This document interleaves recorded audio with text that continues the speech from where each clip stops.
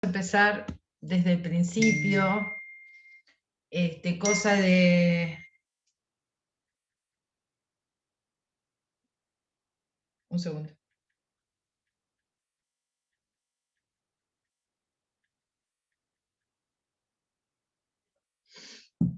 Cosa de refrescar un poco lo que ya habíamos visto, ¿sí? Vamos a ir medio ligerito en esta primera parte. Entonces, los bienes de cambio son bienes tangibles que el ente posee con la intención de su comercialización. O sea, con la intención de venderle, con la intención de vender, ¿no es cierto?, en el curso ordinario de su actividad. Y consideramos bienes de cambio tanto aquellos que se encuentran en estado para vender, o sea, una empresa comercial que vende los productos en el mismo estado, como aquellos que corresponden a una empresa industrial que produce los bienes de cambio que se dedica a vender. El programa nos habla de distintos tipos de existencia, o sea, ¿qué nos podemos encontrar dentro del rubro? Bueno, como decíamos recién, bienes adquiridos para su venta en el mismo estado, en una empresa, supuestamente eso corresponde a una empresa comercial, o bienes extraídos de la naturaleza, como pueden ser, por ejemplo, si me dedico a una explotación agrícola, no sé, de la especie que sea, ¿no? O producidos por por la misma empresa, como sería el caso de todas las empresas industriales, u obtenidos por el crecimiento natural, que también tiene que ver con lo que llamamos activos biológicos, no sé, me dedico a la producción de cítricos, por ejemplo, u obtenidos mediante la explotación de recursos agropecuarios. Cualquier tipo de actividad agropecuaria son existencias también de bienes de cambio. Los criterios aplicables a los bienes de cambio en general, o sea, a la inmensa mayoría de los bienes de cambio, ¿cómo se evalúan? A sus valores corrientes. ¿Y cuál es el valor corriente en general? El costo de reposición al cierre del ejercicio. O sea, un valor corriente de entrada al patrimonio, o sea, cuánto me costaría volver a comprar ese bien de cambio o volverlo a producir al cierre del ejercicio. Si la obtención de este valor de reposición o de reproducción fuese imposible, recuerden que siempre el valor alternativo, cuando no puedo encontrar el valor corriente, es el valor de origen o el costo de origen reexpresado.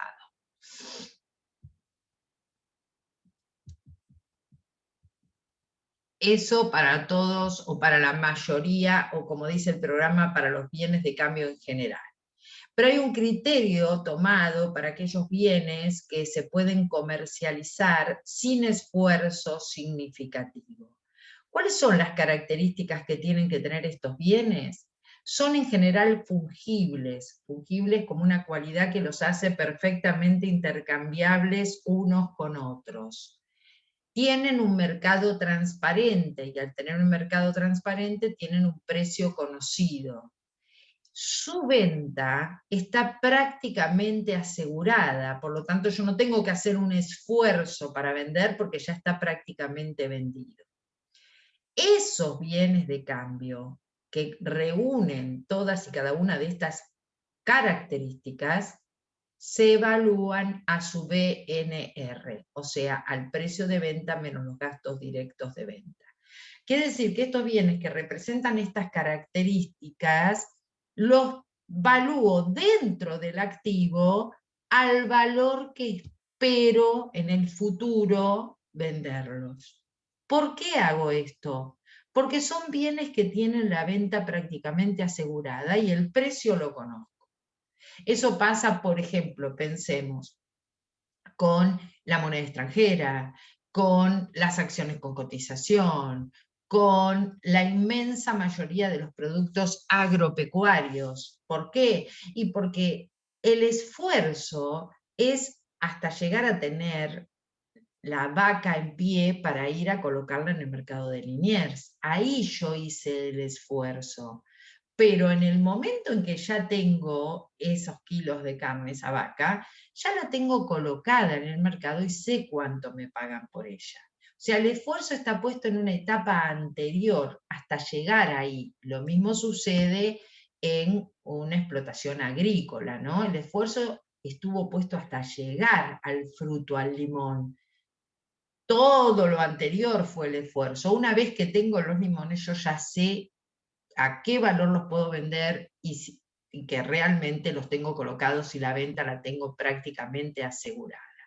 Entonces, si bien el criterio general, evaluarlos a su valor de reposición o reproducción, si se dan todas estas características y no tengo que hacer esfuerzos para venderlo porque tiene la venta prácticamente asegurada, los valúo a su BNR.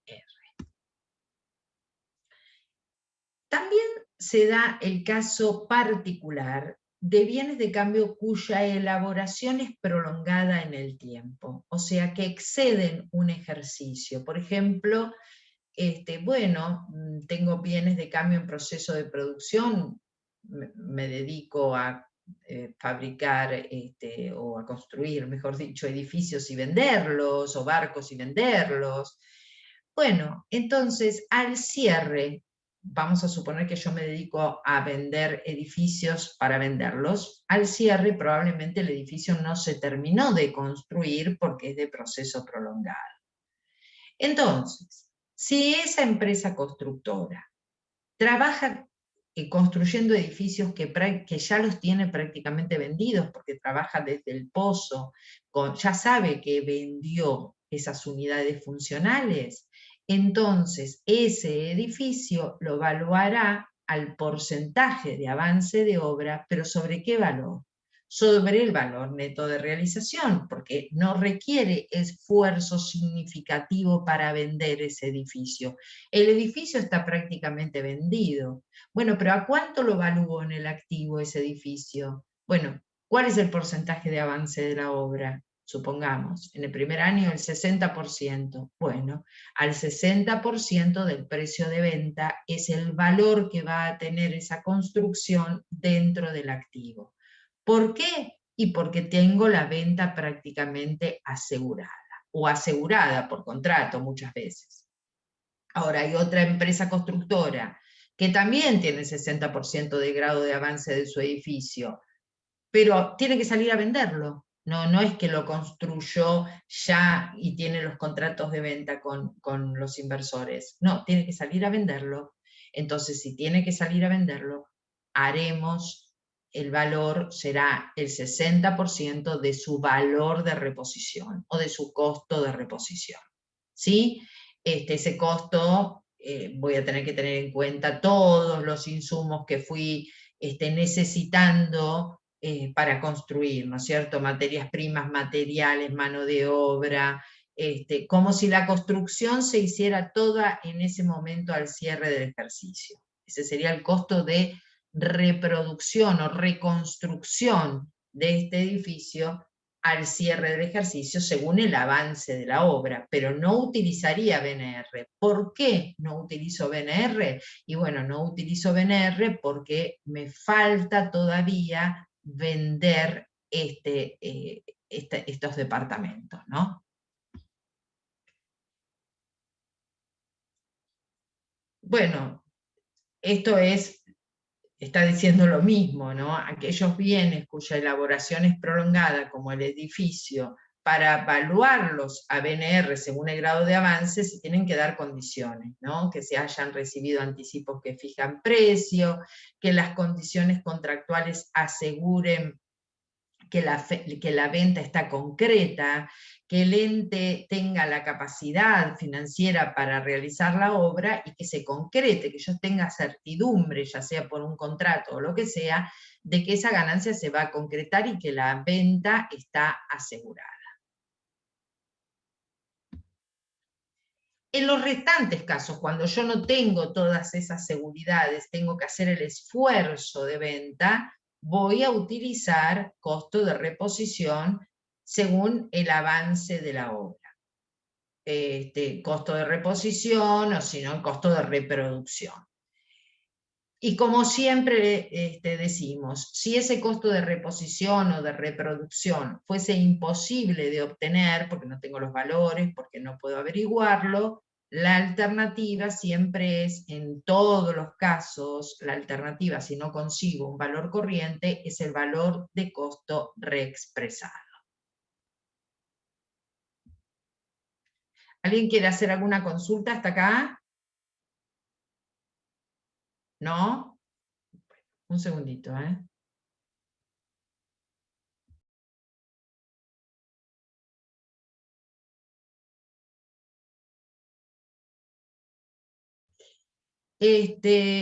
Ahora vamos al tema de, a ver si alguien me está hablando por el...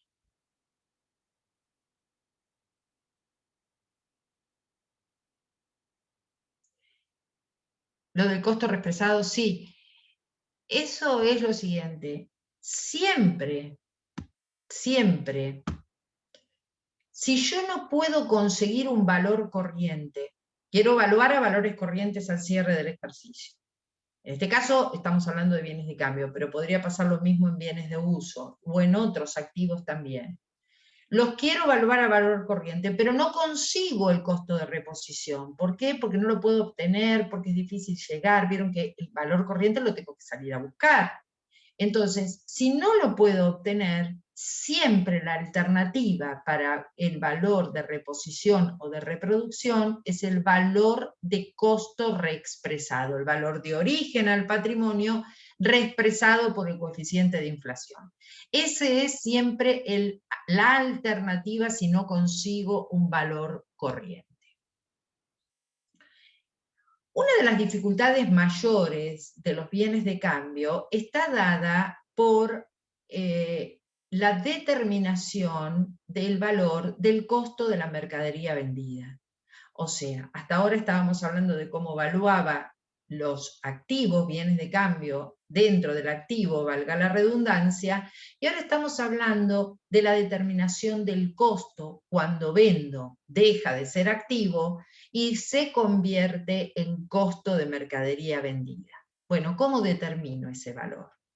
Recuerden que para eso yo tenía distintos métodos de costeo, ¿sí? Para determinar el valor de costo podía aplicar precio promedio ponderado, podía aplicar PEPS, primero entrado, primero salido, podría aplicar WEPS, último entrado, primero salido, y por supuesto tengo muchos más métodos de costeo, pero en general en contabilidad damos esos tres como una forma de aplicar cualquiera. ¿Cómo determino el precio promedio ponderado? Bueno, para determinar ese valor tengo que tomar todas las compras, ¿sí? Más todo lo que tenía en existencia al inicio, o sea, lo que fui comprando más las mercaderías que tenía al inicio, sobre el total de las compras, o sea, de las unidades compradas y de las unidades que tenía en existencia al inicio. Con eso saco un precio promedio. Ese precio promedio es el que voy a aplicar, por ejemplo, digo, vendí 30 unidades de mercaderías. Bueno, ¿a qué valor? ¿Cómo determino el valor de costo? Aplicando este precio promedio. Es un precio promedio que por supuesto va a cambiar cada vez que compre. Cada vez que haya compras, me cambia el precio promedio. Entonces, este precio promedio, ¿para qué lo uso? Y bueno, para determinar el costo de las mercaderías vendidas aplicando ese precio promedio.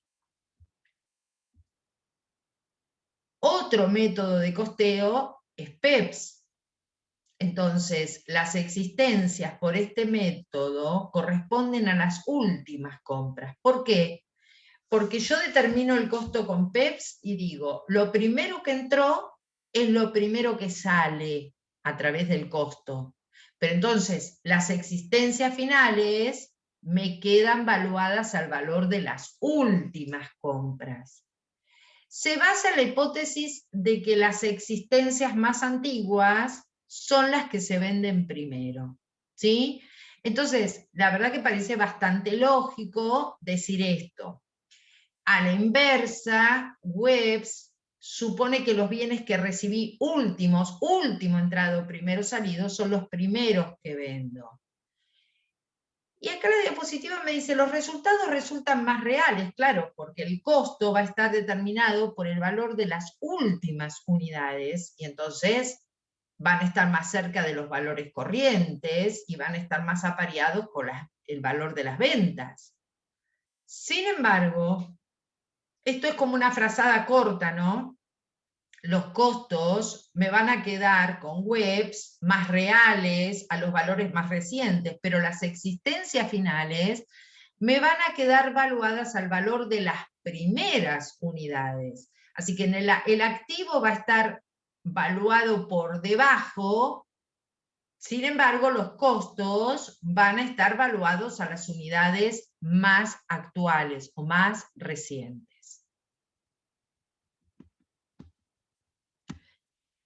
Recordemos que para determinar el costo de la mercadería vendida yo tenía dos sistemas de inventario.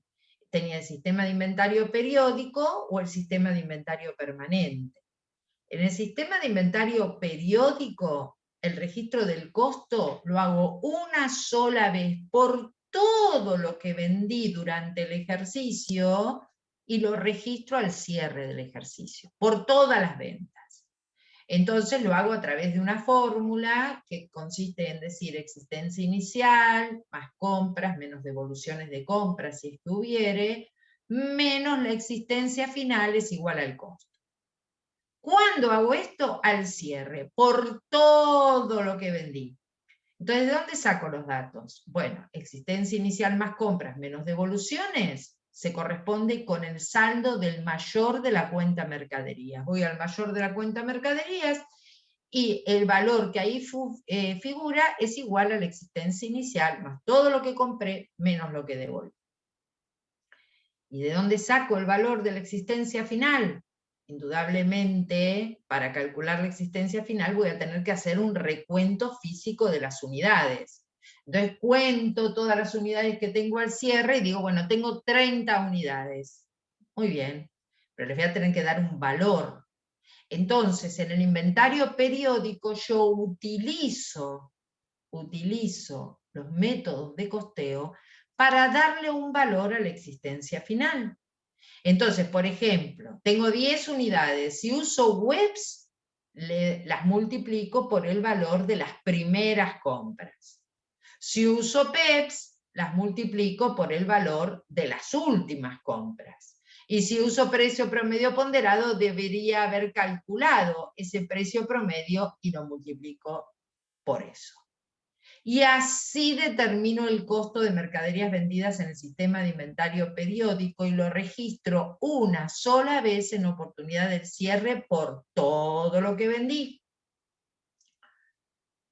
¿Qué desventaja importante trae aparejada la utilización de este método? Bueno, la desventaja es que no puede determinar diferencias de inventario, en más o en menos, no las puedo determinar. ¿Por qué? Y porque yo hago el recuento físico y digo 10 unidades, pero no tengo contra qué compararlo, porque yo no fui llevando un registro del stock. Entonces no tengo cómo comparar. Está bien que tenga 10, tendría que haber tenido 9, tendría que haber tenido 12, no lo sé. Entonces, el tema de las diferencias de inventario me queda contenido dentro del valor del costo y no lo puedo discriminar. Hay otro método para calcular los inventarios, que es el inventario permanente, que es un método más depurado, más sofisticado, que me da mejor información. Y para llevar a través de inventario permanente necesito tener un mayor auxiliar de mercaderías, o lo que se conoce también con el nombre de ficha de stock. No sé si la recuerdan de contabilidad 1, pero yo iba registrando las entradas en unidades y precio unitario y precio total, las salidas y los saldos. Cuando llegaba el momento de la venta, para determinar el valor de costo, yo decía, por ejemplo, tomo como método de costeo PEPS, primero entrado, primero salido. Entonces, vendí 10 unidades. ¿A qué valor? Al valor de las primeras unidades que entraron. Si tengo existencia inicial, al valor de la existencia inicial, y si no, al valor de las primeras compras. Y así voy calculando cada uno de los costos hasta llegar al cierre del ejercicio. Pero cada vez que vendo, determino el costo de esa venta y registro cada vez que vendo el costo de esa venta. Además de esa ventaja, tiene como ventaja que sí, en este caso, puedo determinar diferencias de inventario. ¿Cómo? Y bueno, al cierre de ejercicio de ese mayor auxiliar, de esa ficha de stock, se desprenden las unidades que tengo que tener en existencia. Y eso lo comparo con un inventario físico que realizo. Entonces, si la ficha de stock me dice, usted tiene que tener 20 unidades, y el inventario, cuando cuento, me da que tengo 18 unidades en vez de 20, y bueno, entonces tuve un faltante de stock, ¿sí? Un faltante de mercaderías por 2 unidades que tendré que registrar como un resultado negativo, si es que se hace cargo la empresa, o como un anticipo de sueldo de la persona que se hace responsable del stock.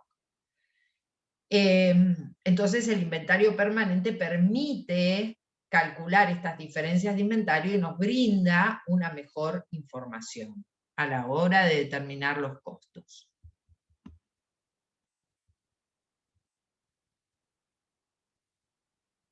Profe, una pregunta. Sí, sí. En el día a día, qué método de costeo conviene usar?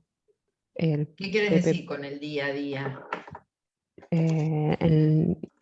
o sea, las empresas, ¿qué método de costeo se suele Las utilizar? empresas ahora, como tienen todos los datos están en forma electrónica, utilizar un inventario periódico es muy difícil que lo hagan. Todas tienen un sistema de inventario permanente. De hecho, ustedes deben ir a cualquier supermercado o a cualquier casa que vende ropa y se dan cuenta que cuando les venden, lo bajan del stock inmediatamente, ¿no Ah, es cierto? claro, claro, sí, sí, sí. Así que llevan inventario permanente. Luego el método de costeo lo elige la empresa, si quiere utilizar webs, PEPs o precio promedio ponderado. En épocas de inflación, ya habíamos dicho, como solución parcial, ¿se acuerdan? Que el Sí, método más eficaz es utilizar como método de costeo webs. webs. ¿Por qué? Porque es el que lleva al cuadro de resultados el valor del costo más reciente. ¿Sí? Claro, sí, sí. Está ¿Está? bien, Bien, gracias. no de nada. Bueno, y después el programa nos pide cuál es el efecto que tiene la evaluación, o mejor dicho, cómo se evalúan aquellos bienes de cambio que tienen problemas en su estado o que tienen problemas porque están deteriorados o porque son anticuados, están pasados de moda. Entonces, las mercaderías dañadas o pasadas de moda se evalúan a su BNR. ¿Por qué? Porque generalmente es menor que el costo. No porque sean de fácil comercialización, sino porque en general es menor que el costo. Yo eso es como que lo voy a liquidar. ¿A cuánto lo puedo vender? Todo esto que tengo medio pasadito de moda, ¿no? Que es una colección del año 2019. Quiero salir hoy y lo quiero vender. Bueno, ¿a cuánto lo puedo vender? Así es como lo evalúo, ¿sí? Cuando sea habitual obtener productos que no superen un control de calidad de una primera selección, por eso están como dañados, se lleva un inventario aparte de esos y se evalúan a su BNR si es que pueden venderse, ¿no? ¿A cuánto puedo sacarme de encima todo esto que tengo acá? ¿Cuánto me pagarán por esto? Y a ese valor, a ese precio los valúo.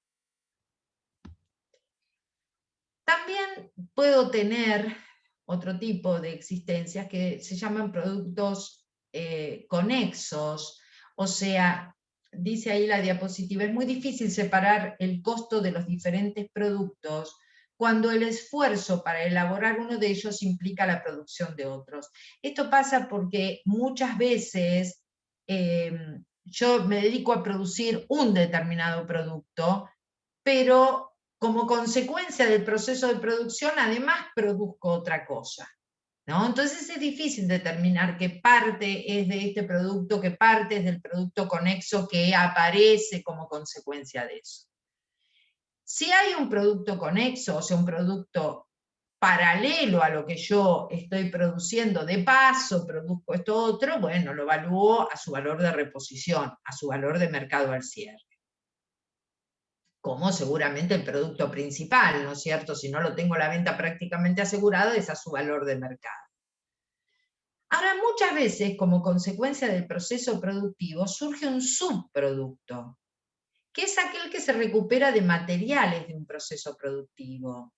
O sea, yo estoy produciendo y esto otro surge como un subproducto. Por ejemplo, me dedico a la producción de carne, pero bueno, los recortes del cuero de la vaca los puedo vender, puedo ir a una curtiembre y venderlos, ¿no? Como un subproducto de mi producto principal. Los subproductos, al igual que lo que serían desperdicios de la producción, se evalúan al BNR. Lo mismo que pasa con las mercaderías dañadas. Bueno, ¿cuánto me dan por esto? Voy a la curtiembre y le digo, mira, ¿cuánto me das por todo este cuero o recortes de cuero? ¿Está? Lo mismo pasa con los desperdicios de producción. En este caso puede considerarse eso un desperdicio de producción. Se evalúan a su BNR. ¿Por qué a su BNR? Y porque generalmente es menor que el costo, es difícil determinar el costo, los evalúo al precio que espero poder venderlos, que espero que me den en el momento que yo voy y los llevo para vender. Seguidamente el programa nos habla de previsiones computables a este rubro, a los bienes de cambio. O sea, ¿existen previsiones computables a los bienes de cambio? Sí, es la respuesta, serían previsiones de activo. ¿Y qué puedo estar previendo? Y desvalorizaciones, justamente, como decíamos recién, porque me dedico a la moda y entonces puedo tener al cierre del ejercicio prendas no vendidas que van a sufrir una desvalorización. O en determinadas industrias, en el ejemplo está la del petróleo, que se evapora en el mismo proceso de producción, puedo hacer una previsión por la pérdida del producto mientras lo estoy produciendo. Entonces, ya sean previsiones por desvalorizaciones o producción o previsiones por pérdida de producto, serían previsiones correspondientes al activo dentro de los bienes de cambio, que yo estimo van a generar un resultado negativo para la empresa, pero existe una alta probabilidad de que eso ocurra. ¿Y cómo sé que existe una alta probabilidad de que ocurra? Y porque me dedico a la moda y voy viendo año a año que al cierre de los últimos 5 periodos perdí dinero porque se me fue desvalorizando o se fueron desvalorizando mis existencias de bienes de cambio. Entonces, al cierre del periodo, me anticipo a esa pérdida y registro una pérdida por desvalorización de stock contra previsión por desvalorización de stock, cuenta pasa, que resta de mis bienes de cambio.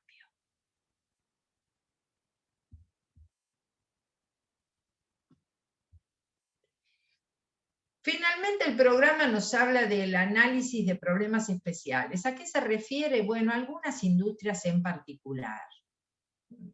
Esto no es muy importante, pero por las dudas, vieron que esta materia durante la cursada no tiene mucha importancia la teoría, pero resulta ser que cuando llega el final, ustedes tienen que tener estudiado todo el contenido del programa punto por punto. Entonces, ¿cuáles serían los problemas especiales? Por ejemplo, los productos minerales. ¿Qué son los productos minerales? ¿Qué sé yo? Supongamos que yo me dedico a la explotación minera, tengo una mina de carbón. Entonces, la mina en sí, o la cantera, son bienes de uso. Pero cuando yo extraigo la piedra o el carbón de esa mina, el carbón que extraigo, las toneladas de carbón, son mis bienes de cambio. Entonces, el costo de ese mineral extraído va a estar representado por muchos costos, como pasa con los costos de producción, que sería el costo de la extracción, los sueldos de los empleados, el traslado de ese carbón hasta los depósitos de la empresa, el porcentaje de amortización de la mina, todo eso lo cargo al costo de producción, ¿sí? Bueno, ahí dice en la diapositiva que estos se evalúan a su BNR en caso de que sean minerales con cotización conocida y con venta prácticamente asegurada, ¿no es cierto? Para que lo evalúe los minerales a su BNR es porque tienen que tener la venta asegurada. Yo ya sé que si extraigo tantas toneladas de carbón, lo tengo vendido. ¿Sí? Y ya sé el precio porque cotiza. Entonces, el esfuerzo donde estuvo puesto en llegar a conseguir ese carbón. Pero una vez que tengo el carbón está vendido. Ese lo evalúa BNR. ¿Sí?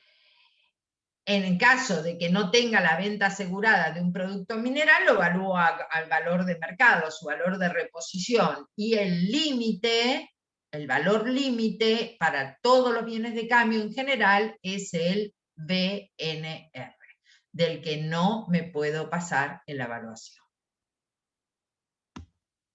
El último análisis de problemas especiales está dado por las producciones agropecuarias, o sea, son productos agrícolas, son productos ganaderos. Bueno, en estos casos en especial, tanto agrícolas como ganaderos, son productos que en general tienen mercado transparente, tienen precio conocido y la venta está prácticamente asegurada.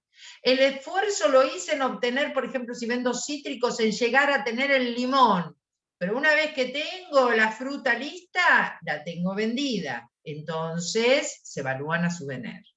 Lo mismo ocurre con los productos ganaderos, ¿sí? Si estoy hablando del novillo, que sería lo que vendo en el mercado de Liniers, por supuesto que si tengo animales para reproducción serían bienes de uso, ¿no?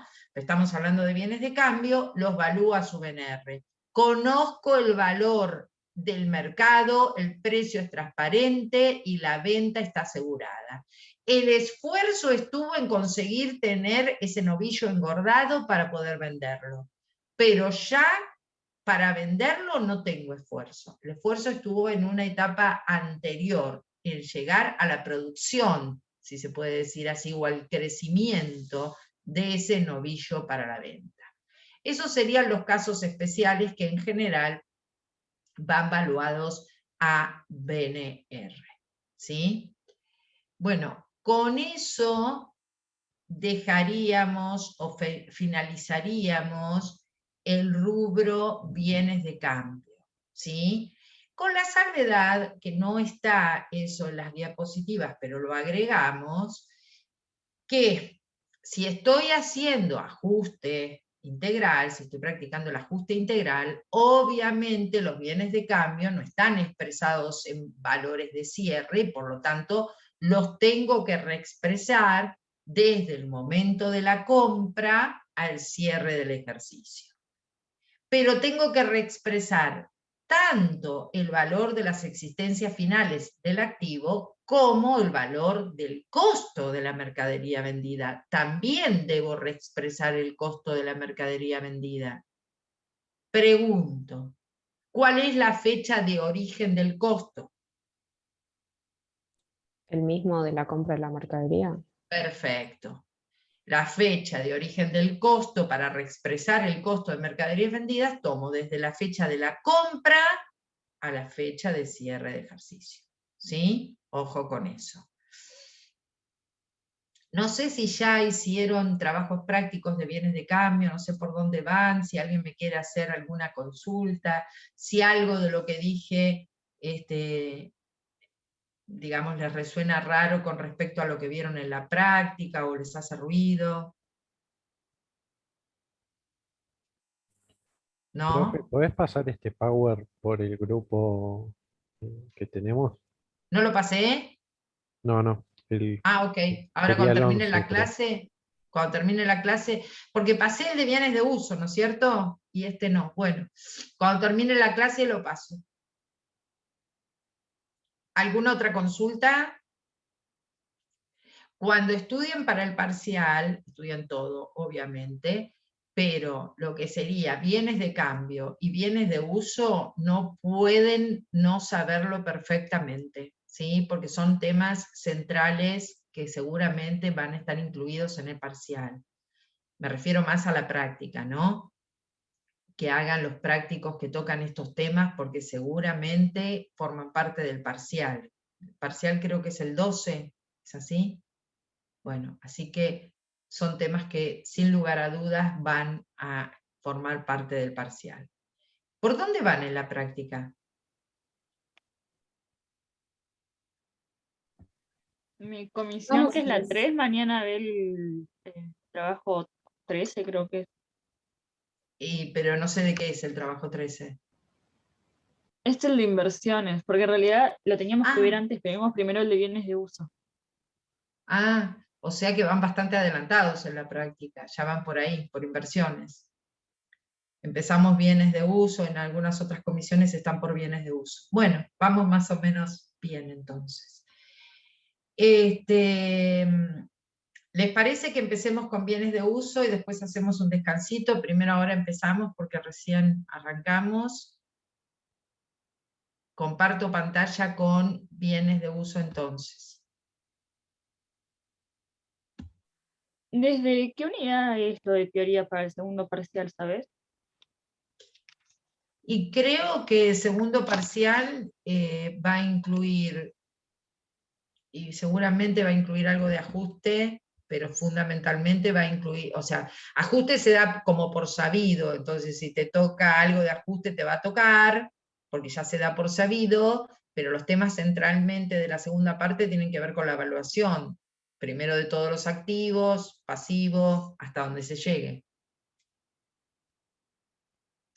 De todas maneras, vieron que yo siempre les digo que los temas de los parciales traten de conversarlos más con las ayudantes de práctica, ¿sí? Porque esta es una materia que está dividida en ese sentido. Durante la cursada tiene como un peso muy importante la práctica. Y cuando llega la finalización y a la hora de rendir el final, tiene una importancia superlativa la teoría, ¿sí? Así que el tema de los parciales es más apropiado que lo charlen con los ayudantes. Bueno, como hacemos siempre en todos los rubros que fuimos recorriendo hasta ahora, caja y bancos o disponibilidades, créditos, bienes de cambio y hoy bienes de uso, empezamos por el concepto. Los bienes de uso son aquellos bienes tangibles, en general son todos tangibles, de naturaleza relativamente permanente, que se utilizan para desarrollar la actividad de la empresa. Deben tener una vida útil estimada superior a 1 año y fundamentalmente no tienen que estar destinados a la venta. No quiere decir con esto que no los pueda vender, sí, los puedo vender, pero su destino es el uso y no la venta.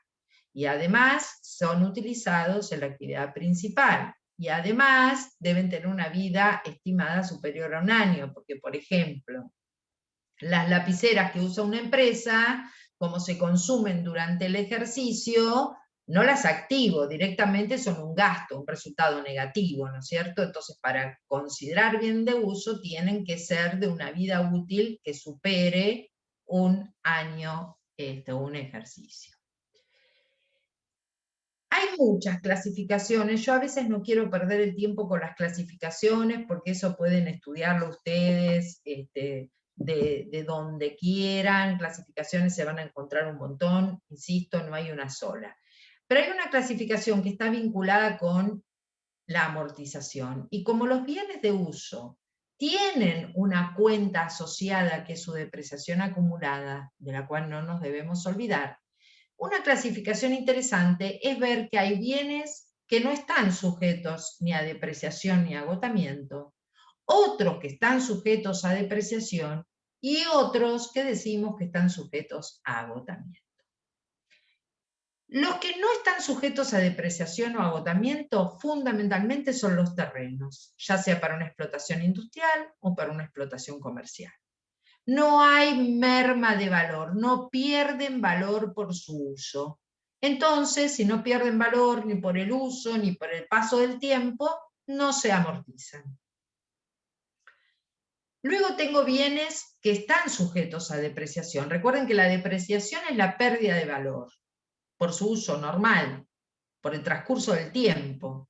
Por ejemplo, y la mayoría de los bienes de uso, edificios, maquinarias, muebles y útiles, rodados, por el simple transcurso del tiempo y por su uso y por el uso, sufren una pérdida en su valor.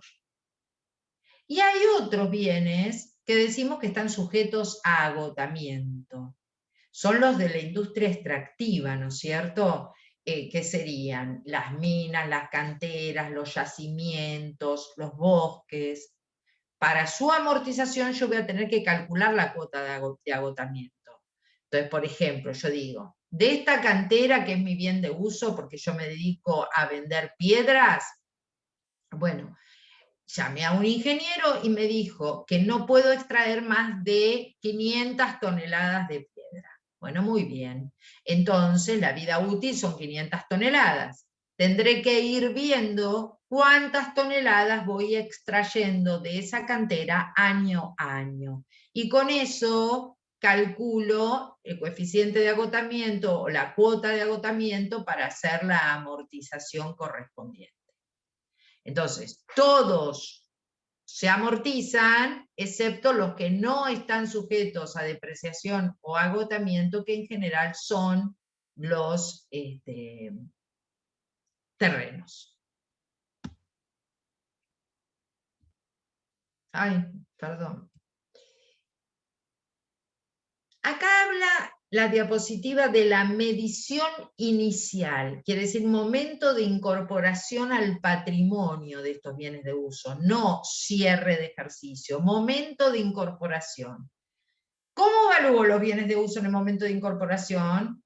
Como todos los activos, al precio pagado en condiciones de contado, más todos los gastos necesarios. ¿Hasta cuándo activo gastos? Hasta que el bien esté en condiciones de ser utilizado. Entonces, puedo activar fletes, impuestos, seguros, trámites de registro, que sería el patentamiento de un auto, o los gastos de escrituración de un inmueble, o los gastos de instalación de esos bienes si requieren instalación o montaje, o los gastos de capacitación del personal para adiestrarlo a manejar una determinada máquina. Todos esos son gastos activables. ¿Por qué? Porque activo todos los gastos que necesito para que el bien esté en condiciones de ser usado por la empresa. Hasta ese momento activo. Bueno, acá también me dice que puedo incorporar bienes al activo a través de una operación de leasing. ¿Qué es esto de una operación de leasing? Solo a los efectos de comentarlo. El leasing es un arrendamiento financiero, es como una especie de alquiler, pero que tiene opción a compra cuando se termina de pagar.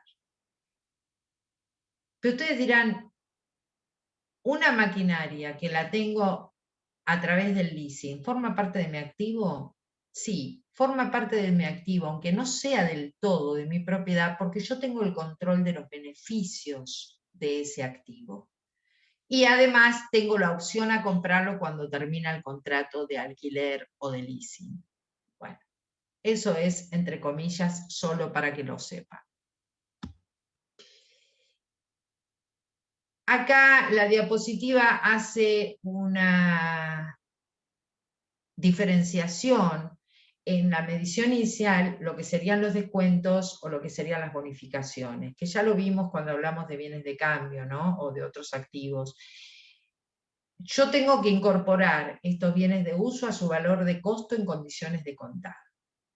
Si a mí me hicieron un descuento, financiero, por el caso que sea, ya sea implícito ese componente o implícito, eso lo tengo que reducir, o sea, lo tengo que segregar. Yo el precio que tengo que tomar es el precio en condiciones de contado.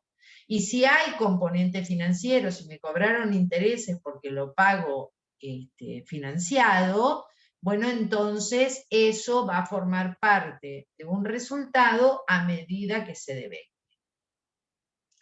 En cambio, si lo que a mí me hacen es una bonificación, que también se llama descuento comercial, no por las condiciones del pago, sino por mis condiciones como cliente, hace mucho que soy cliente, ya me conocen, pago muy bien, etcétera, entonces por mis características me dicen, mira, esta máquina que vos querés comprar cuesta 10.000 pesos, pero como vos hace mucho que te conocemos, a vos te la vamos a vender con un 10% menos, te hacemos una bonificación del 10%, te queda a 9.000 pesos la máquina. Entonces, en ese caso, que no es un descuento que está relacionado con las condiciones de pago, sino con las características del cliente, esa bonificación reduce directamente el precio de lo que estoy comprando. Quiere decir que en ese caso yo incorporo el bien de uso directamente por 9.000 pesos. No me aparece ningún resultado, ¿sí? El costo se disminuye por esa bonificación. Y bueno, ahí me toma en la medición inicial algunos casos especiales, como sería el caso de los terrenos, donde el precio de compra del terreno puede incluir otros desembolsos, bueno, como comisiones, acá escrituración, no sé qué dice, pero siempre encuentro errores. Escrituración, si yo tengo gastos, por supuesto, con los escribanos para escriturar, mejoras que le pueda hacer al terreno para poder usarlo, rellenos, desagües, demolición de construcciones existentes que necesito hacer para poder usar o explotar ese terreno. Por ejemplo, supónganse que compro un terreno que tiene una casilla. Bueno, demoler esa casilla por ahí tiene un costo y eso formará parte del costo del terreno. O mejor dicho, formará parte de los gastos activables al costo del terreno.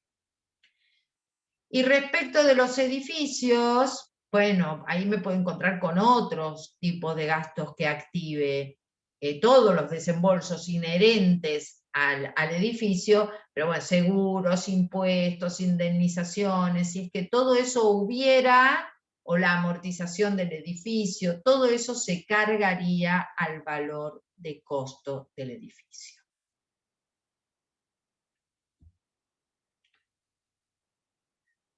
Unos conceptos que ya vimos también cuando hablábamos de bienes de uso en contabilidad 1, pero que conviene refrescar y saber diferenciar, son los conceptos de mejora, mantenimiento y reparación que se hacen o que están relacionados con estos bienes.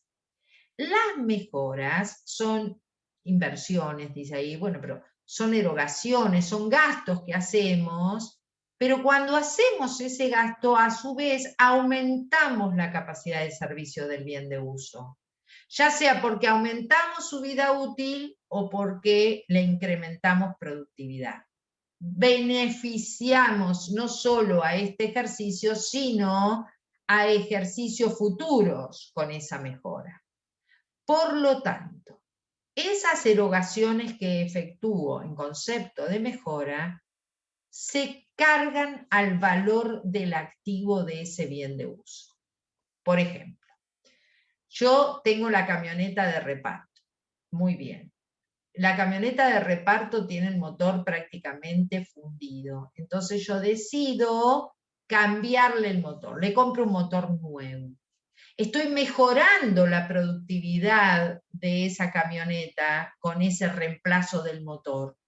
Entonces, ese motor nuevo pasa a ser una mejora para la camioneta. No lo considero un resultado negativo. Incorporo el costo de ese motor al valor en el activo de la camioneta. En cambio, una reparación son erogaciones que yo hago con el fin de reponer la capacidad de servicio que tenía el bien de uso y que ahora algo se rompió y lo tengo que reponer. Por ejemplo, a esa camioneta se le rompió el caño de escape. Bueno, muy bien, hay que arreglar ese caño de escape para que vuelva a tener esa capacidad productiva la camioneta. Entonces, ese gasto de reparación es eso, un gasto de reparación que debe imputarse a un resultado negativo. Y lo mismo ocurre con los gastos de mantenimiento, erogaciones que yo hago con el objeto de permitir que ese bien de uso funcione normalmente, tenga un normal funcionamiento. Entonces, si ese es el caso, si yo lo que tengo son gastos de mantenimiento, supongamos, como decíamos recién, en mi camioneta de reparto, los gastos que tienen o que están vinculados con cambio de aceite y filtro de la camioneta, para que mantenga su normal funcionamiento.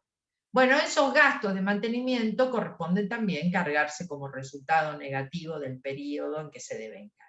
O sea que los únicos que se activan son los gastos que hago para mejorar la capacidad productiva del bien. Después me dice acá la diapositiva que en el caso de los bienes de uso que están destinados a la producción, o sea, yo puedo tener un bien de uso destinado a la producción, como por ejemplo una maquinaria, los gastos de mantenimiento de esa maquinaria forman parte del costo de la mercadería vendida que yo produzco con ese bien de uso. O sea, van a formar parte del costo, ¿no es cierto? Esto lo van a ver con más detalle cuando vean una materia que se llama costos, cómo se conforma el costo, sobre todo en una empresa industrial que produce los bienes que vende.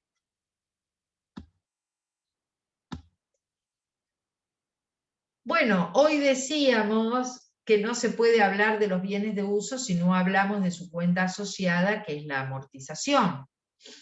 Recordemos un poquitito que hablar de amortización o hablar de depreciación en general es lo mismo. Sin embargo, el concepto castellano, la palabra castellana debería ser depreciación, porque si yo busco en el diccionario, depreciación es la pérdida de valor que sufren los bienes por su uso. De eso estamos hablando. ¿Por qué entonces surge esta palabra amortización? Y bueno, porque sería como el reflejo. ¿Cómo se refleja contablemente esa pérdida de valor que sufren los bienes por el uso? Y se refleja a través de un prorrateo que hacemos contablemente en todos los años de vida útil de ese bien. Por eso surge esta palabra que es amortización. Usar depreciación o usar amortización están aceptadas ambas, ¿no es cierto? Ahora, la amortización tiene un efecto contable, que es ir reconociendo la pérdida de valor del bien. ¿Cómo la reconozco? Y a través de una cuenta que es la amortización acumulada patrimonial del activo con saldo acreedor va bajando el valor del activo.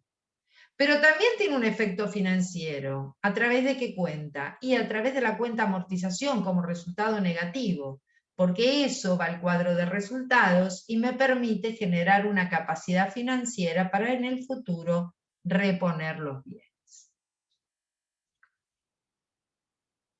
En general hablamos de la amortización como una amortización ordinaria o la depreciación como una depreciación ordinaria, porque es la que vamos registrando mes a mes, ¿no es cierto? Pero si un bien le cabe un siniestro, se produce un siniestro o alguna causa que haga la necesidad de que tenga que sacarlo, o sea, yo había calculado 5 años, pero al tercer año se destruyó ese bien, bueno, tendré que hacer una amortización extraordinaria o acelerada. ¿Se acuerdan que esto lo habíamos visto cuando veíamos soluciones parciales también, ¿no es cierto? Una solución parcial era mandar una cuota de amortización más alta a través de una amortización extraordinaria al cuadro de resultados.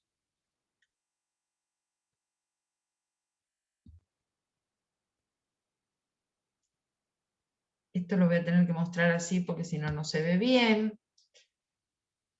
Y acá aparecen las causas de la amortización. ¿Por qué se amortizan los bienes de uso? Divididas o clasificadas en agotamiento. Bueno, se agotan todos los bienes de uso que surgen de actividades extractivas, como hoy comentábamos, minas, canteras, petróleo. Otra de las causas más comunes de amortización es el desgaste, es la que sufren todos los bienes de uso al ser utilizados normalmente, dice ahí, excepto aquellos que se autorrenuevan, que son muy pocos, que tienen que ver con técnicas de reciclado, etc. Pero en general la mayoría de los bienes de uso sufren un desgaste normal por su uso, por el paso del tiempo también. Eso también se conoce con el nombre de envejecimiento. O acá en la diapositiva está puesto como envejecimiento, pero sería mejor que lo llamemos obsolescencia. Es sinónimo de envejecimiento, ¿no es cierto? Entonces yo puedo decir, bueno, no, yo lo protejo a este bien, no va a perder valor porque lo trato muy bien, hago todo lo que tengo que hacer, sí, pero aún así hay un envejecimiento o una obsolescencia que es técnica y que tiene que ver con el avance tecnológico que hace que los bienes pierdan valor.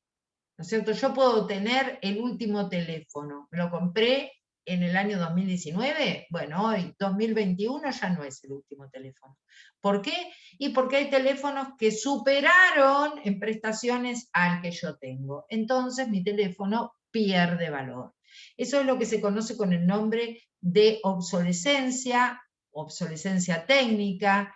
Obsolescencia más de tipo económica sería cuando la demanda de los productos que posee la empresa empieza a disminuir porque se lanzan en el mercado otros que los reemplazan porque son mejores, porque tienen mejores prestaciones, porque tienen menor valor.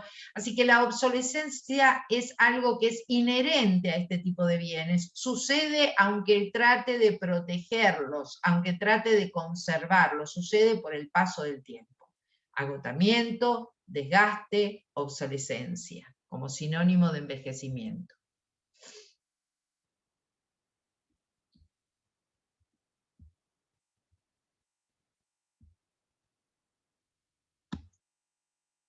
¿Se acuerdan cómo se calculaba la amortización? Para calcularla yo necesitaba conocer el valor depreciable. ¿Y qué era este valor depreciable?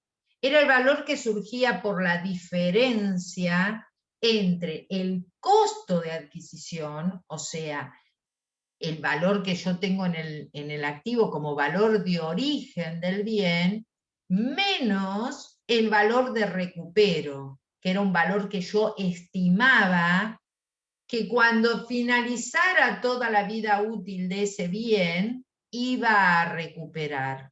¿Cuánto voy a recuperar? Tanto. Ese es el valor de recupero. Y la diferencia entre el valor de origen o costo de adquisición y el valor de recupero es lo que se conoce con el nombre de valor depreciable. El valor de recupero puede o no existir, porque yo puedo decir, no, cuando termine su vida útil no tiene valor de recupero, así que puedo no calcularlo, puedo no estimar. Luego tengo que determinar algún método para amortizar o para depreciar, y ese método puede ser calculando la vida útil en línea recta, o sea, en años, siempre enviando a resultados una porción constante, suponiendo que todos los años el desgaste es el mismo, constante. Divido la vida útil, digo, bueno, el valor depreciable es 100 dividido 5 años. Bueno, 20 pesos de amortización por año. O puedo usar el método de años, pero haciéndolo creciente. O sea, en el primer año amortizo menos, en el segundo un poquito más, en el tercero más, en el cuarto más y en el quinto más. O decir al revés, al principio empiezo, no se desgasta tanto el bien, entonces empiezo con algo, perdón, empiezo con una amortización importante y luego voy disminuyendo esa porción de amortización. Eso depende de la empresa, el método que quiera elegir. Lo mismo que depende de la empresa el sistema o el método de costeo que vaya a seguir. Pero utilizar línea recta, años, vieron que nosotros decimos, por ejemplo, o lo habrán visto en los trabajos prácticos, ¿no? Los rodados, 5 años. Las maquinarias, 10 años. Los inmuebles, 50 años. Esa modalidad, esa pauta de decir esos valores en años, ¿de dónde surgen? Bueno, surgen de la ley del impuesto a las ganancias. O sea, no hay contablemente nada que me diga cuánto tiempo tengo que amortizar, no hay ninguna norma contable que me diga esto se amortiza en tantos años, esto en tantos otros, esto en tantos otros. No existe eso. Entonces uno se puede preguntar, ¿y entonces por qué siempre amortizamos los inmuebles en 50 años, las maquinarias en 10, los rodados en 5? ¿De dónde sale eso? Eso sale de la ley del impuesto a las ganancias, que a veces la tomamos como referencia, y si realmente estos activos que estoy tratando de depreciar no tienen una importancia significativa en el total de activo de la empresa, bueno, ni me gasto mucho en pensar, digo, tomo línea recta, 5 años para los rodados y punto. Ahora, si ya el bien que yo estoy tratando de depreciar es un bien que tiene una importancia dentro del activo significativa, o porque es la maquinaria que me hace o me permite hacer toda la producción de la empresa, entonces me voy a tomar un poquito más de trabajo en determinar su cuota de amortización. Entonces tal vez para la maquinaria sea mejor calcular la vida útil en unidades de producción y decir, bueno, con esta máquina estoy fantástica por ahora, mientras produzca, qué sé yo, 10 millones de productos. O esta máquina va a funcionar muy bien mientras no supere el 1.000.000 de horas de trabajo. Y entonces calculo la amortización en base a estos parámetros. O si se trata de una flota de camiones que tengo, digo, no lo voy a hacer por 5 años. Si los camiones a los 5 años están muy bien. Lo hago por kilómetros recorridos. Entonces digo, bueno, un camión para que a mí me funcione bien en la empresa no tiene que sobrepasar los 200.000 kilómetros. Bueno, muy bien, la vida útil es de 200.000 kilómetros. ¿Cuántos kilómetros van recorriendo año por año? Entonces calculo de ese modo la amortización, que es mucho más correcto, me tomo un trabajo un poco mayor, pero determino una cuota proporcional más depurada. Por supuesto, la cuota surge de hacer la diferencia entre el valor de origen menos valor de recupero sobre la vida útil calculada de la manera que la quiera calcular.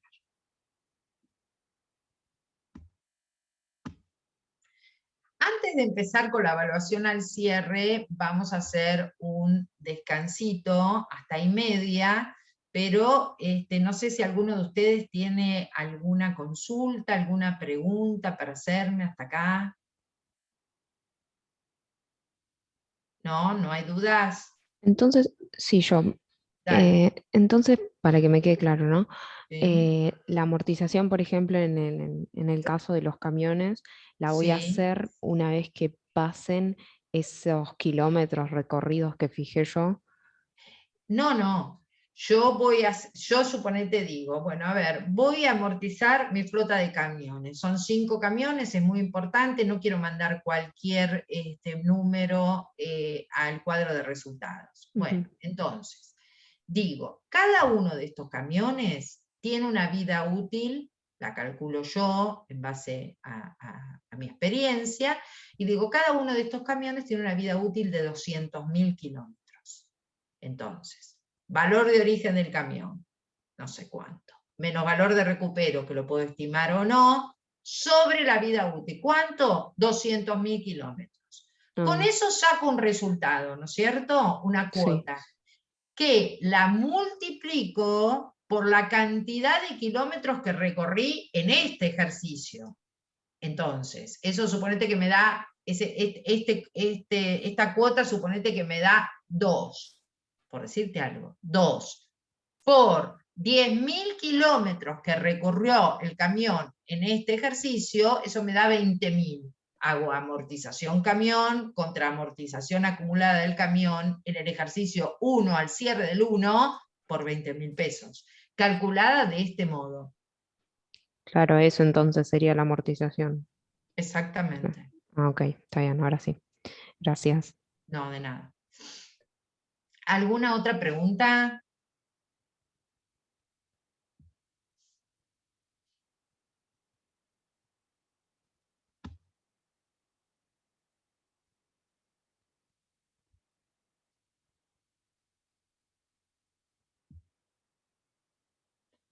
Sí, les paso, no sé si ahora en el recreo o después, les paso las diapositivas de bienes de cambio. Sí, sí, se las paso al WhatsApp.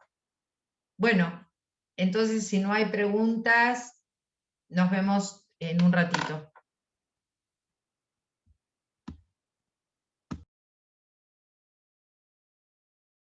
Valores de costo, y obviamente eso es lo que conocemos con el nombre de valor residual, valor de origen menos amortizaciones acumuladas. Si estoy utilizando moneda homogénea, por supuesto estos bienes los debo ajustar tanto el valor de origen como su amortización acumulada. Ambas cuentas las debo reexpresar por inflación. Ahora, si yo lo que quiero es el valor corriente de estos bienes, bueno, ¿cuál es el valor corriente apropiado que debo utilizar para evaluar los bienes de uso? En principio, para casi todos los bienes de uso, utilizo como valor corriente el valor de reposición o reproducción. O sea, un valor corriente de entrada al patrimonio. Hoy, ¿cuánto costaría volver a comprar este bien de uso? Hoy, ¿cuánto costaría volver a producir este bien de uso? Valor de reposición o de reproducción es el valor corriente adecuado. Pero puede pasar que no tenga ese valor corriente de mercado, no lo puedo conseguir. Entonces voy a buscar el monto equivalente necesario que yo necesito para reemplazar esa capacidad de servicio o costo de reemplazo. ¿Cómo puedo hacer, qué monto necesito para adquirir o producir los bienes en forma equivalente a este bien de uso que yo tengo? Entonces puedo buscar ese costo de reemplazo. Por supuesto, como siempre, como en todos los activos, si no puedo conseguir ningún valor corriente, no llego, no accedo, no lo encuentro, el alternativo o la alternativa que tengo para eso es buscar un valor de origen reexpresado, ¿sí? Un valor de origen reexpresado me permite utilizar como alternativa si no puedo obtener el valor corriente. Ahora, ¿qué sucede con aquellos bienes que son muy significativos dentro del activo y tal vez ya no se produzcan? Y bueno, ustedes me dicen, y bueno, profesora, por lo que usted dijo, lo tendría que evaluar a un costo de origen reexpresado. No consigo el valor corriente, lo evalúa el costo de origen reexpresado. Sí, bueno, pero en este caso a mí me importa mucho tener una buena evaluación, porque resulta que se trata de la máquina que utilizo para producir mis bienes de uso, que tiene un valor que representa, no sé, el 60% de mi activo es esta maquinaria. Con lo cual, no quiero tenerla evaluada así como, bueno, no consigo el valor corriente porque ya no se produce, la compré hace 5 años en Alemania, la evalúo como puedo, costo de valor de incorporación reexpresado. No, es muy significativa en relación al activo. Entonces, acá el valor corriente para este tipo de bienes que voy a tomar es lo que se conoce con el nombre de revalúo técnico o tasación técnica, que ahora lo vamos a ver. ¿Sí? Entonces, como valores corrientes para los bienes de uso, la mayoría de los bienes de uso a costo de reposición o de reproducción. No lo puedo conseguir, puedo buscar un costo de reemplazo de un activo similar con una capacidad de servicio similar y tomar ese como valor de mercado. Sigo sin poder obtener, ni siquiera puedo obtener el de reemplazo, bueno, uso un valor de origen reexpresado. Pero si la pregunta es un bien de uso que tiene una importancia radical dentro de mis bienes de uso, que a mí me interesa que esté bien valuado, que esté bien medida su capacidad productiva, etcétera, tengo la alternativa de usar lo que se conoce con el nombre de revalúo técnico o tasación técnica, como indica el programa. Ahora la vamos a ver.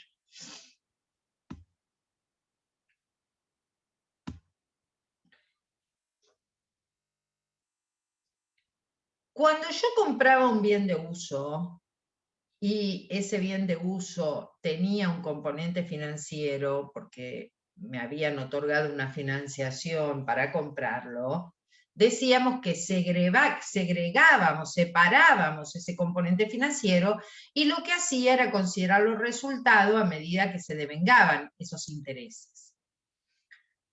Ahora, supongamos que yo me dedico a construir un bien de uso, ¿sí? Para mi empresa, obviamente. Vamos a suponer que estoy construyendo el local comercial donde va a funcionar la empresa. Pero claro, para llegar a construir el local comercial, como no tenía el suficiente capital, lo que hice fue pedir un préstamo en el banco. Y obviamente ese préstamo que voy a afectar a la construcción de este bien de uso que es el local, obviamente ese préstamo no es gratis, tiene un interés, que en contabilidad 2 lo conocemos con el nombre de interés del capital ajeno, porque es un interés que provoca el uso de ese capital que me dio el banco.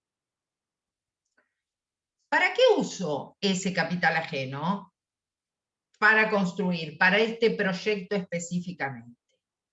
Si ese es el caso, las resoluciones técnicas me dan la posibilidad de activar los intereses, o sea, los gastos o los costos financieros, desde que comenzó el proceso de construcción de ese bien de uso hasta que lo finalice. Tengo la posibilidad de, en vez de mandar esos intereses al cuadro de resultados a medida que se devengan, considerarlos dentro del costo de producción del bien de uso de que se trate. Como alternativa, puedo activar los intereses de un bien de producción prolongado, si tengo intereses de capital ajeno afectados a eso, los puedo activar a su costo. Puedo. Pero sin embargo, el tratamiento preferible, lo que la contabilidad señala como lo ideal, es siempre considerar los costos financieros o los gastos financieros o los intereses como resultados a medida que se devengan. Solo que sepan que existe la posibilidad de activar estos intereses, se puede llegar a activar estos intereses si es que están afectados a la producción de ese bien de uso en particular. Bueno, hace un ratito cuando hablábamos de la evaluación al cierre, hablamos del revalúo técnico o tasación técnica como una alternativa de valor corriente para aquellos bienes que son significativos en cuanto a su valor y yo los quiero tener valuados en forma correcta dentro de mi activo.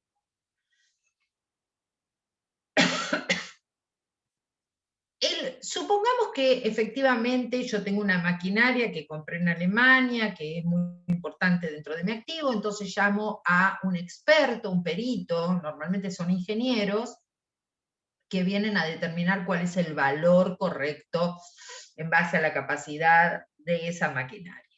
Entonces se evalúa qué tiempo le resta de vida útil, cuál es el valor, etc. Supongamos que me dice que vale más de lo que yo la tengo evaluada, la máquina. Esa diferencia entre el valor que yo la tengo en el activo y lo que me dice el perito que vale al cierre del ejercicio, en todos los casos para nosotros corresponde a un resultado por tenencia. ¿Por qué? Y porque es un resultado, un mayor valor o un menor valor que tienen los bienes al cierre del ejercicio como consecuencia de tenerlos nada más. No hice nada con esa maquinaria. Vino el perito y me dice que vale más que lo que yo la tengo evaluada. Diferencia que es R por T. Eso para la cátedra es de esa manera. La diferencia es un resultado por tenencia.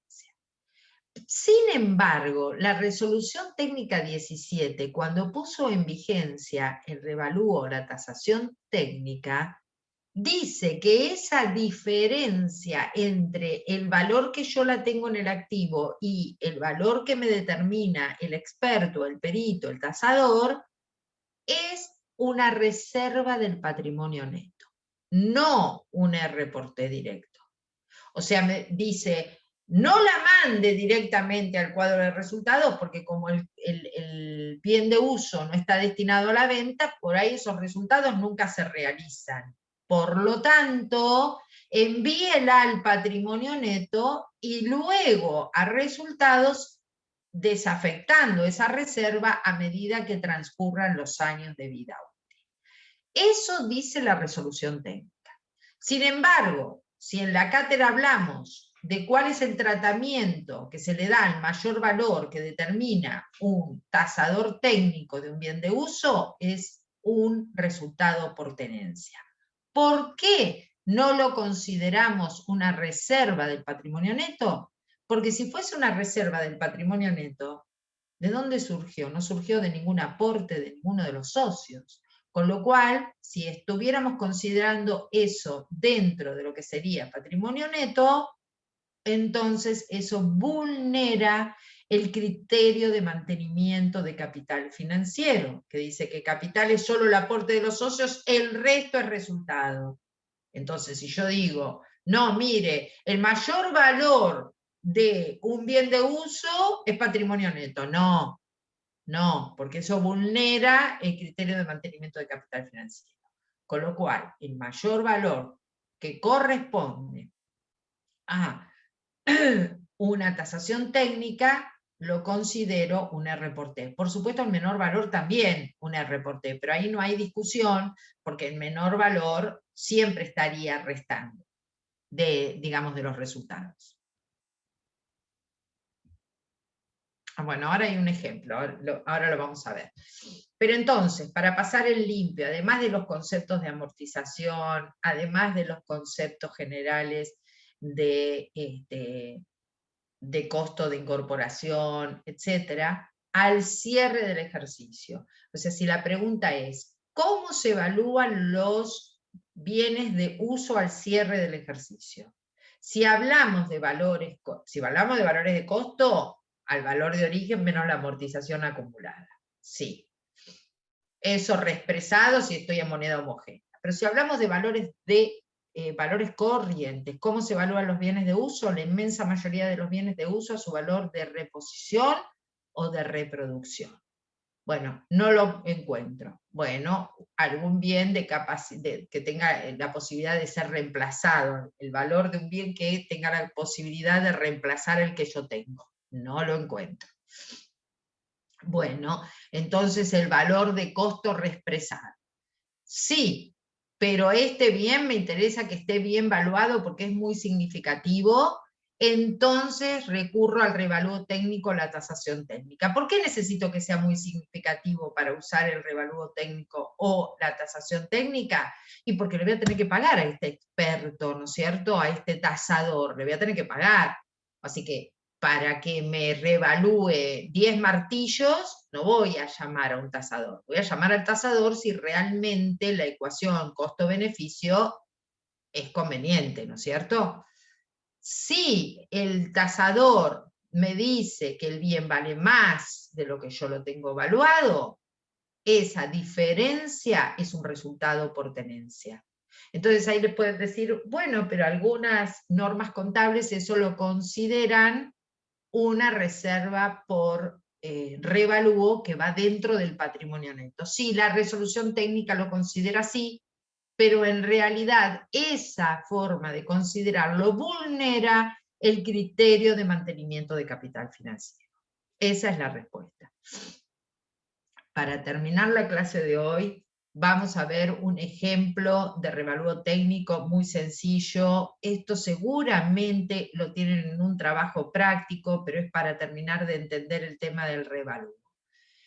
Supongamos que al cierre del ejercicio, este cierre se produce el 31/12 del 18, hay un revalúo de una máquina, viene el tasador y me dice, bueno, a la fecha le queda un año más de vida útil, y tenemos un valor de recupero de 10.000 pesos.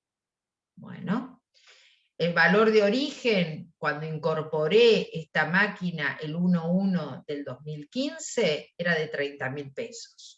La vida útil fue de 3 años, y el método de depreciación que yo elegí fue línea recta. Piensen en esto. ¿Cuándo lo estoy llamando al tasador? El 31/12 del 18. La incorporé el 1/1 del 15. Al 1/1 del 16, un año. Al 1/1 del 17, 2 años. Al 31/12 del 17, 3 años. El tasador viene al 31/12 del 18, 4 años. Y me dice que resta un año de vida útil. Quiere decir que está calculándole una vida útil de 5 años, distinta a la que yo le había estimado. Entonces tengo que hacer las correcciones necesarias. Primero tengo que cambiar la estimación de la vida útil. Si el valor de origen era 30.000 y la vida útil nueva que me dice el perito es de 5 años, quiere decir que la cuota de amortización es de 6.000 pesos por año. Si me dice que le resta un año, quiere decir que tiene un valor residual de 6.000 pesos. La depreciación del ejercicio es coincidente porque es de un año, son 6.000 pesos. ¿Y cuántos transcurrieron? El 15, el 16 y el 17. ¿Sí? Al inicio del ejercicio yo tenía acumulado 3 años, o sea, 18.000 pesos. Entonces, acá lo que he hecho fue llevar de el valor que yo lo tenía contabilizado al cambio de valor que hicimos como consecuencia de lo que me dijo el perito. Eso hace necesario que yo haga los registros, pero son registros que van a afectar las distintas amortizaciones acumuladas, así que voy a tener que usar área. La depreciación de la máquina la tengo que calcular por 6.000, la depreciación acumulada por 6.000, porque piensen que yo lo había hecho por 3 años, así que tengo que hacer una acumulada por 6.000 y una del ejercicio por 6.000 contra área. Eso para regularizar, digamos, para llevar de acá a acá. Fíjense, la depreciación del ejercicio no la hice yo, y ahora digo que tiene que ser 6.000. Entonces registro depreciación máquina por 6.000. Y ¿qué había calculado? Una depreciación acumulada de 30.000. Sin embargo, ahora acumulada tengo 18 más 6, 24. Quiere decir que yo tenía registrado una depreciación acumulada de 30.000. ¿Cuánto tendría que tener de depreciación acumulada? 24. O sea que tengo que disminuir la depreciación acumulada en 6. Por eso la depreciación acumulada de la máquina, que pasa, la debito para disminuirla por 6. Esto es para ajustar, el primer registro es contraria y es para ajustar de la primera columna a la segunda columna hacia atrás los resultados. Pero además tengo que llevar la segunda columna a la tercera. Resulta que ahora la máquina no vale 30, vale 50, con lo cual voy a tener que debitar la máquina por 20.000. Y tengo una depreciación del ejercicio que no es por 6.000, sino por 10.000, con lo cual tengo que poner depreciación máquina por 4.000 pesos más, y la depreciación acumulada es de 40, no de 24. Por lo tanto, tengo que aumentar la depreciación acumulada en 16.000 pesos. Una vez que aumento el valor de origen, aumento la depreciación del ejercicio y aumento la depreciación acumulada, esto no da. Tengo una diferencia de 8.000 pesos. ¿Qué son esos 8.000 pesos? Y bueno, son consecuencia de ese mayor valor que dice el experto. ¿Y cómo trato ese mayor valor? Y lo trato como un resultado por revalúo, o un R por T, como ustedes quieran. Acá yo le puse resultado por revalúo, pero ese resultado por revalúo se trata ni más ni menos que de un R por T. Ya sabemos que la RT dice que eso se imputa una reserva y que después eso se va desafectando a medida que se amortiza. Sin embargo, el tratamiento que le damos nosotros es considerarlo directamente un R por T, porque de esa manera no vulneramos el criterio de mantenimiento de capital financiero. ¿Sí? Bueno, los escucho por si tienen alguna duda o alguna consulta relativa a los bienes de cambio, si vieron el tema de las tasaciones. ¿No? Hoy están todos medios mudos.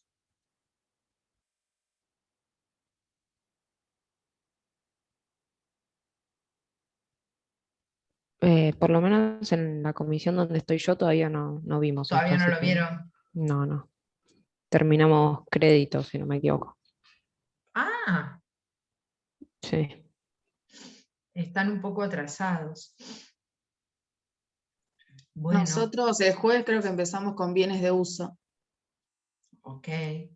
Fíjense entonces, cuando den los prácticos, cómo lo tratan, cómo hacen los registros, cualquier cosa, cualquier duda, cualquier consulta, lo vemos. Nosotros en la teoría estamos por la unidad 12. Son 17 unidades, ¿sí? Nos restan 4 clases. 3 martes de junio, porque uno es semana de finales, así que nos quedan 3 martes de junio y 1 de julio. Y con esos 4 clases, sin contar esta, ¿no? Con esas 4 clases tenemos que terminar de desarrollar toda la materia. Cosa que vamos a llegar bien porque la unidad próxima es un poquito más amplia porque es inversiones, o sea, ahí hay más para desarrollar, que sería la unidad 13. Luego tenemos en la 14 tenemos pasivo. No, perdón, en la 14 tenemos activos intangibles, que es muy pequeña, así que activos intangibles y pasivo las vamos a dar juntas. ¿Por qué? Porque pasivo, la evaluación del pasivo es exactamente igual a la evaluación del activo. O sea, como evalúo una cuenta por cobrar, de la misma manera evalúo una cuenta por pagar. Yo creo que los prácticos hasta deben haber visto créditos y deudas todo junto. Bueno, pero en teoría alguna disquisición vamos a hacer al respecto del pasivo, así que lo vamos a ver junto con activos intangibles, esas 3 unidades. Luego viene patrimonio neto, que es la unidad 16, o capital propio, como está dicho en el programa, o financiación propia, creo que dice financiación propia. Esa unidad sí es un poco más extensa o más sustanciosa desde el punto de vista teórico, así que a esa le vamos a dedicar otra de las clases, y ya van 3, y la última que nos queda, la vamos a dedicar a resultados, que es muy pequeño lo que tenemos que decir de resultados y su evaluación, porque la evaluación en realidad no surge de evaluar los resultados, sino que surge de evaluar activos y pasivos, y por lo tanto quedan evaluados los resultados. Así que es muy poco lo que tenemos que decir de la unidad 17, pero ahí podemos ver la unidad 17 y las preguntas o las consultas que ustedes tengan para presentarse a una próxima mesa de finales. ¿Sí? Con eso llegaríamos a todo el desarrollo, que son 4 clases restantes. ¿Está?